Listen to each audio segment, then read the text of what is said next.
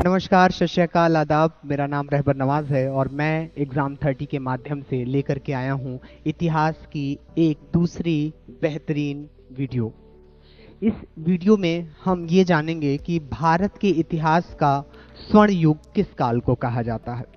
वह काल जहाँ एक राजा अपने पूरे साम्राज्य में सामाजिक चेतना का विकास कर रहा है।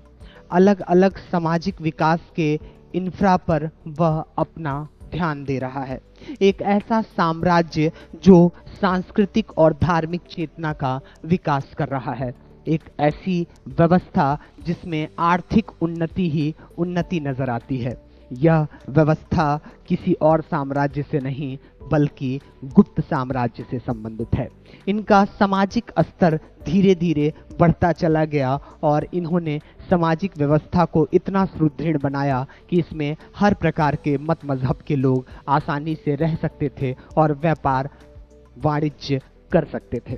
साथ ही साथ इसमें आर्थिक उन्नति भी धीरे धीरे बढ़ती चली गई, क्योंकि हम जानते हैं कि न सिर्फ गुप्ता पीरियड सांस्कृतिक महत्व रखता है बल्कि इसके शासकों ने आर्थिक उन्नति के लिए व्यापक लड़ाइयाँ भी लड़ी हैं और साथ ही साथ साम्राज्य विस्तार किया है। समुद्रगुप्त को कौन नहीं जानता। उसने 9 आर्यावर्त के शासकों को यानी नॉर्थ इंडिया के 9 शासकों को और 12 दक्षिणावर्त के शासकों को हराता है और साम्राज्य का विस्तार करता है।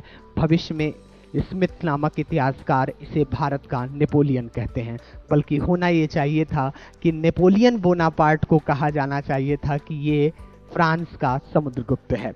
ये अलग बात है कि इस संकल्पना को उलट करके पेश किया गया है। समुद्रगुप्त के बाद बहुत से ऐसे शासक हुए हैं इस साम्राज्य में जिन्होंने महान विभूतियां स्थापित की हैं, महान उत्कर्ष स्थापित किया है। चंद्रगुप्त सेकंड शकों पर विजय पाता है, चांदी का सिक्का चलवाता है, साथ ही साथ अपने आप को विक्रमादित्य की उपाधि देता है। साथ ही साथ कुमारगुप्त फर्स्ट के शासनकाल में नालंदा विश्वविद्यालय की स्थापना की जा रही है। वही नालंदा विश्वविद्यालय जो कुतुबुद्दीन ऐबक के काल में उसका एक सामंत सैनिक बख्तियार खिलजी भविष्य में नेस्तो नाबूद कर देता है। मैं इस नालंदा विश्वविद्यालय के बारे में आपको यह भी बताना चाहता हूं कि जब बख्तियार खिलजी ने उसमें आग लगाई थी तो कहा जाता है कि 6 महीनों तक उसकी ज्वाला शांत नहीं हुई थी। शायद उस वक्त वो ज्वाला दलाई डायनास्टी और गुलाम वंश के जलने खत्म होने की भी एक चिंगारी थी, क्योंकि इसी दिल्ली डायनास्टी में एक तुगलक वंश हुआ है जिसका संस्थापक था गयासुद्दीन तुगलक। उसके लिए कभी सूफी संत हजरत निजामुद्दीन औलिया ने कहा था, हनूज दिल्ली दूर अस, तुम्हारे लिए दिल्ली अभी दूर है। चलिए, ये तो मध्यकालीन भारत हो गया, लेकिन इस गुप्ता पीरियड को भारत का स्वर्ण युग कहा जाता है क्योंकि यहाँ मंदिरों का निर्माण हो रहा है, यहाँ कालिदास हैं, यहाँ धन्वंतरी है, यहाँ वरामिहिर है, यहाँ पंचतंत्र लिखने वाले विष्णु शर्मा हैं।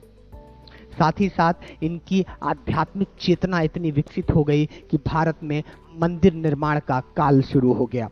कहा जाता है कि भारत में सबसे पहले जो मूर्ति पूजी गई थी वो गौतम बुद्ध की थी, लेकिन गुप्ता पीरियड के बाद अलग अलग भगवान शिव, पार्वती, लक्ष्मण और वैष्णव धर्म से रिलेटेड मूर्तियां और मंदिरों की स्थापना शुरू हो गई।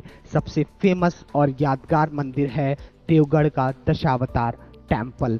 साथ ही साथ यहाँ कानपुर में भी हम देखेंगे कि भीतरगांव टेम्पल है, यह आज भी उसी प्रकार उपस्थित है भीतरगांव कानपुर में। साथ ही साथ अजंता एलोरा की गुफा नंबर 16 और 17, इसमें मर्णासन राजकुमारी का चित्रण किया गया है, यह भी गुप्ता कालीन है। इतनी विशाल साम्राज्य, इतना विशाल समृद्धि और इतनी मानसिक उन्नति इनकी थी कि इन लोगों ने लगभग भारत के साथ साथ अगल बगल के एरिए पे भी अपना अधिकार स्थापित कर लिया था। आइए जुड़िए हमारे एग्ज़ाम 30 क्लासेस के माध्यम से और अपनी सफलता में एक कदम आगे बढ़ाइए। जय हिंद।